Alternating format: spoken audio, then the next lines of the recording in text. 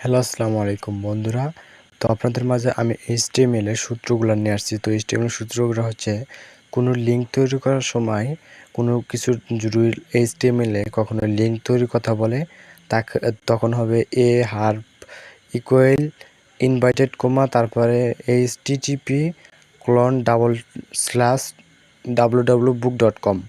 ওই যে www.book.com এর জায়গায় আপনার যে কোনো .com লিখতে বলবে, ওখানে .com দিয়ে দিবেন।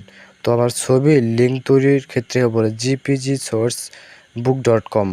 ফের আবার হাইট অথবা উইড থাকলে হাইট হবো, যেমন হাইট লিখবেন, লেখার পর ইকুয়াল দিবেন, তারপরে এত % দিয়ে দুই পাশে ইনভার্টেড দিয়ে দিবেন। তো দেওয়ার পর এটা লিঙ্ক তৈরি করা, তারপর লেখাটা মোটা করার জন্য ইউ দিতে হবে। যেরকম ওই যে ফক্স, এটা মোটা লেখা হয়েছে। তো আর একটা কি, লেখা নিচে অ্যাডার লাইন করার জন্য, মানে লেখাটার নিচে আন্ডারলাইন করার জন্য ইউ লিখতে হবে। যে দেখতে ফক্স এর নিচে আন্ডারলাইন দেওয়া হয়েছে।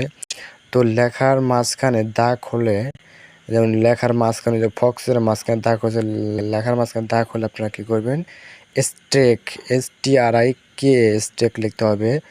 লেখা বাঁকা করার জন্য আই, অথবা ওই যে ফক্স একটু বাঁকা করছে এটার জন্য আই হবে।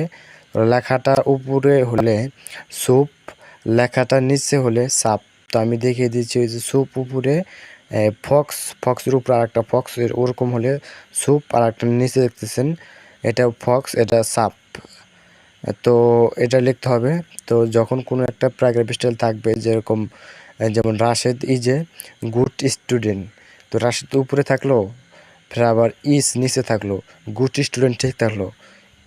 তো এরকম যদি থাকে তাহলে এরকম লিখতে হবে। তারপর নিচে কি আছে, এক লাইন থেকে অন্য লাইন লেখার জন্য বিয়ার ট্যাগ ব্যবহার করতে হবে। তো আপনারা কী করবেন, এরকমভাবে বিয়ার ট্যাগ ব্যবহার করবেন। তো সবাই এই 5-7টা যদি রুলস শেখো, তোমার প্রোগ্রামের কিভাবে লিঙ্ক তৈরি করতে হয়, কিভাবে ছবি ইমেজ তৈরি করতে হবে, কিভাবে প্যারাগ্রাফ স্টাইল HTML তৈরি করা যায়, তো সে সম্পর্কে ভিডিও। তো আবার ভিডিও নিয়ে আসছি, সবাই ভালো থাকবেন।